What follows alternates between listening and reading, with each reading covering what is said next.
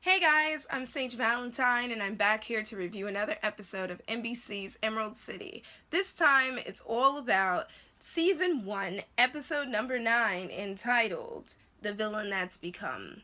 So pretty much when we left off in Episode 8, the wizard puffed up his chest and was walking towards Ev's kingdom, and he was requesting his guns because he brought a crap load of gold, or he brought it with him. Needless to say, Ev's men turned said guns onto the wizard and his men. The reason why was because Lady Ev no longer needs the wizard, so she kindly took his gold and was going to keep the guns. Meanwhile, Tip is trying her best to get West to come back to life, to not give up, to not die, because when she died, and by she I mean Tip, she was able to see the truth about her parents and what happened. And in her words, she saw death and she basically did not want West to see death the way that she saw it. That's the way that I interpreted that. So Tip says that East, whose power flows through her veins, wants West to get off her sorry ass and help her. Sounds about right, and puts a smile on West's face, and all of a sudden West closes up the wounds on her wrists and decides not to give up on life. So one of Lady Ev's soldiers decides to take a little bit off the top of one of the open chests and take a couple coins for himself, and tries to convince the other men to take a few coins to take care of their families. Little did they know that those lovely chests, those lovely evergreen chests, were nothing but Trojan horses. A trapdoor opened, and I believe it was 5 men emerged, one from each chest, which I thought that scene was epic. It was like epic. That was the best ever. Dorothy heads back to the safe house where she and Sylvie and Roan were. And all of a sudden, an arm wraps around her throat, and it's Roan, and he's trying to strangle her, because remember what Glinda said in episode 8. He has to kill Dorothy so that he can break the quote-unquote spell she has on him, and that spell is love. But killing Dorothy will not stop him from loving her, and in fact, it will just send him into a downward spiral, as we saw in the scene. I mean, he didn't kill her, but he was struggling. He was wavering. Tip and West end up in the woods, and Tip is basically trying to convince West to help her fly again, or she wants to fly with West, and West was just like, no, we can't do that, because once you even use your powers to do anything, Glinda's going to figure out what's going on, because she's going to know that you have a cardinal witch's powers, East, the mistress of the East, powers that are flowing through Tip's veins, and Glinda is going to want you to help her in her battle. And West is like, that's not gonna happen now. Tip is unable to use East powers at that point to cast a spell, and she just feels all this hatred for the wizard and for the man who donned the lion mask and basically slaughtered her family. So Tip uses her powers to turn herself back into male Tip. That scene with Dorothy and Roan is so tough. So tough. And when Roan says to Dorothy, you should have never happened, his eyes betray him. His body language betrays him. He wants to be so cold and mean to her, but he cannot, because he loves her so much. Dorothy just tells Roan, just kill me. Just get it over with. But all of a sudden, Toto comes through and attacks Roan, and I was like, yes, yes, go Toto.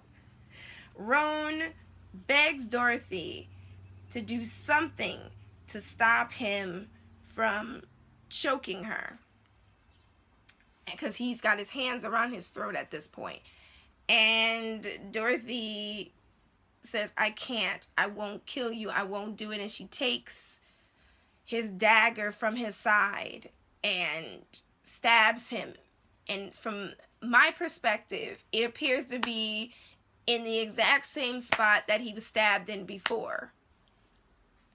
We weren't even 15 minutes into the episode, and the episode itself shocked the hell out of me 2 times. So Dorothy hoists Roan up and has him on a post looking like a scarecrow, because obviously he is the representation of a scarecrow in Emerald City. So apparently everything is coming back around full circle in this episode, and seeing Roan on that post is a big sign of that. So Dorothy tells him, you got your wish, I never happened to you, and she leaves him. So the wizard is in Lady Ev's room, and Lady Ev tells him, listen, you can kill me, that's fine, but my men are going to kill your men, you're going to lose either way. And he hits her, knocks the mask off her face, and tells her, make yourself presentable and choose a new mask. Now Jack runs to Jane, and he tells Jane that the soldiers have Langwidere, the wizard soldiers, and the wizard's going to kill Langwidere, Lady Ev, if she does not give up the guns. On a side note,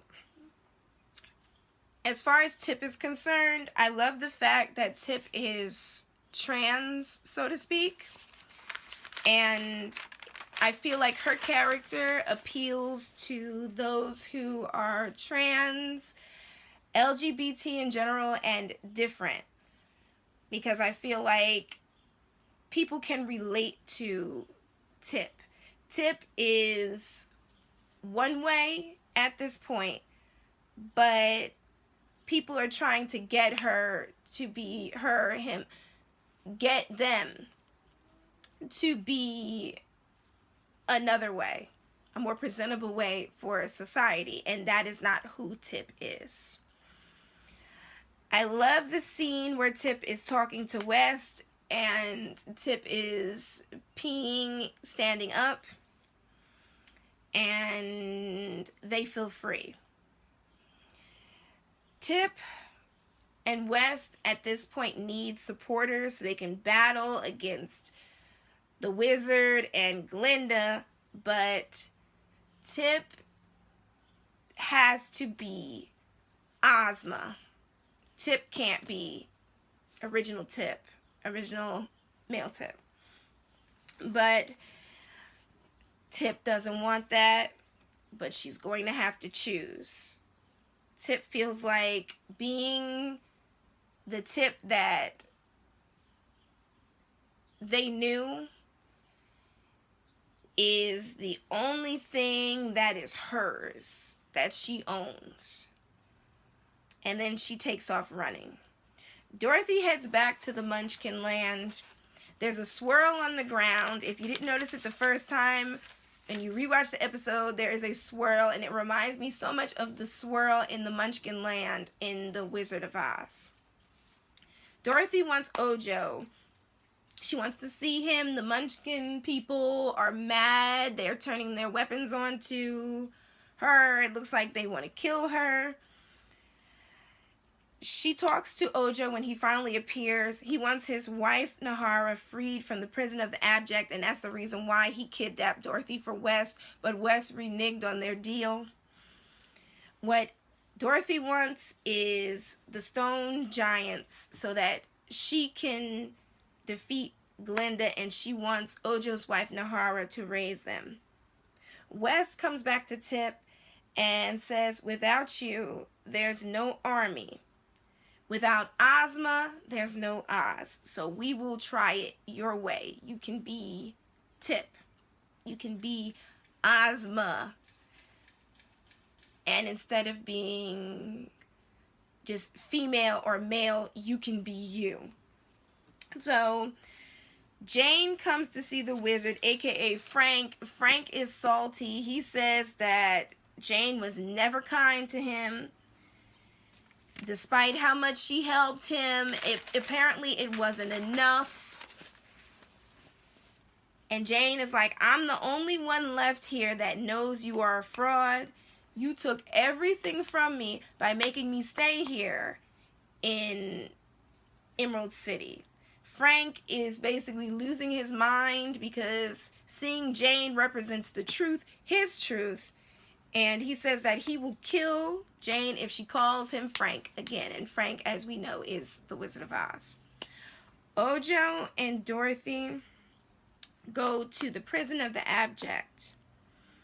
And we learn that the wizard imprisoned Nahara, Ojo's wife, to keep his secret that he was not powerful, that he could not move those giants. She could. She was the only one that knew.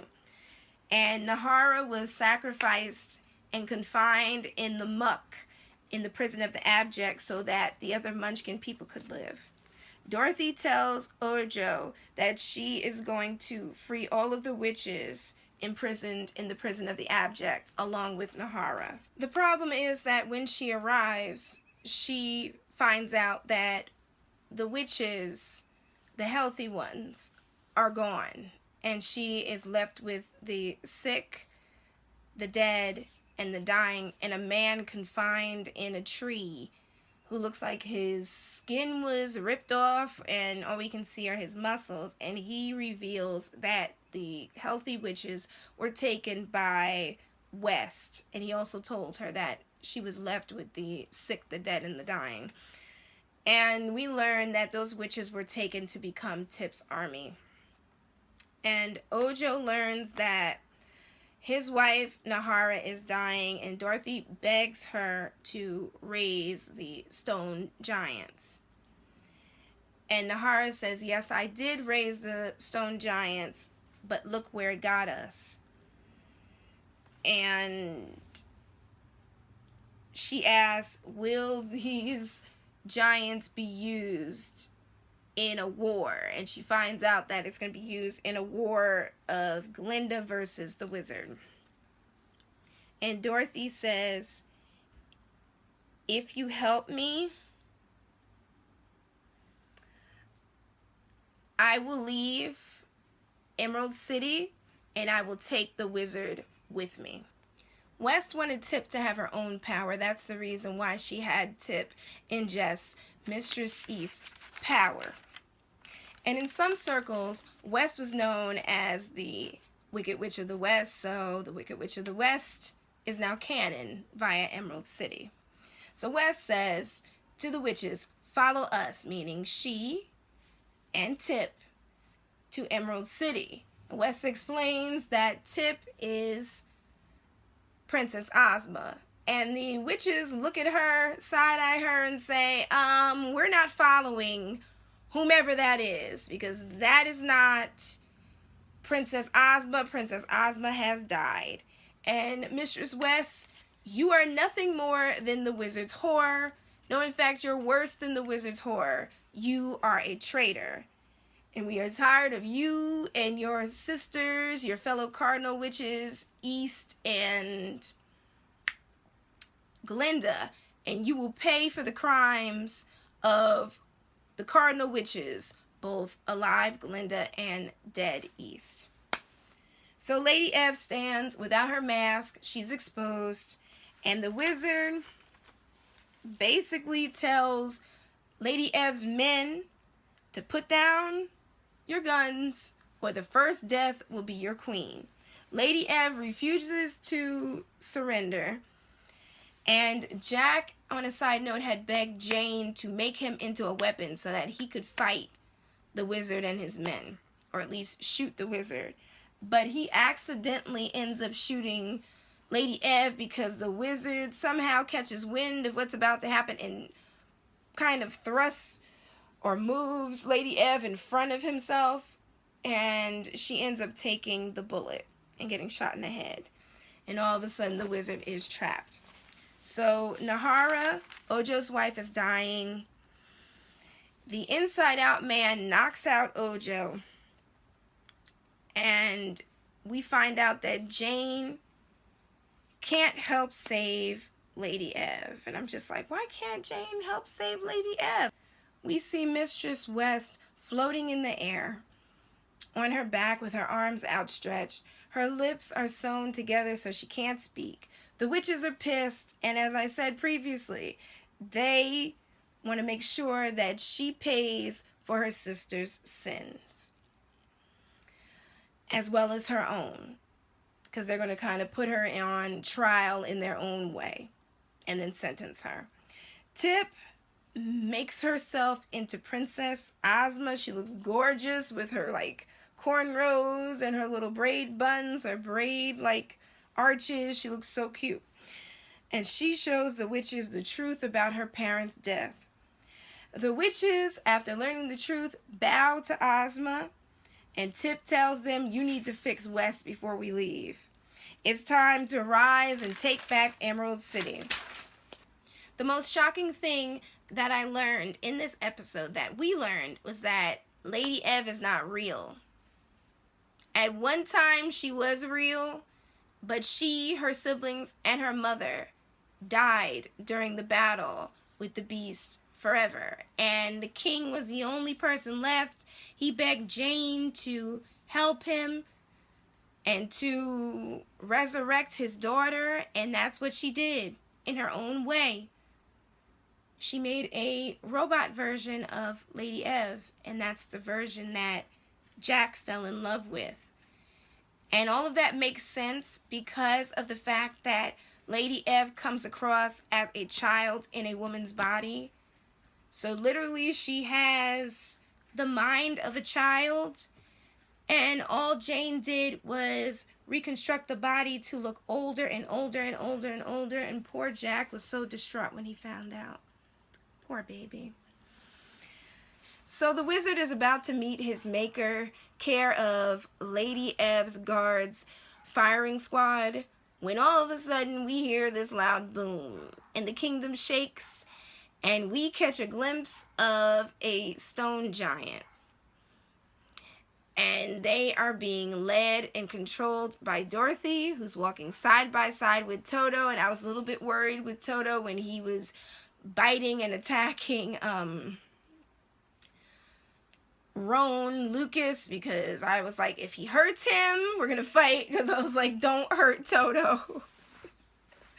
And now we know that Dorothy has full control of the Iron Giant. So that's about it, guys. You all take care. I've got 2 more reviews to do, 24 Legacy and The Walking Dead. So you all take care, and I'll be back to do those reviews later. I love you guys, and I'll be back next week to review the final episode of NBC's Emerald City. So I love you guys. Bye, guys.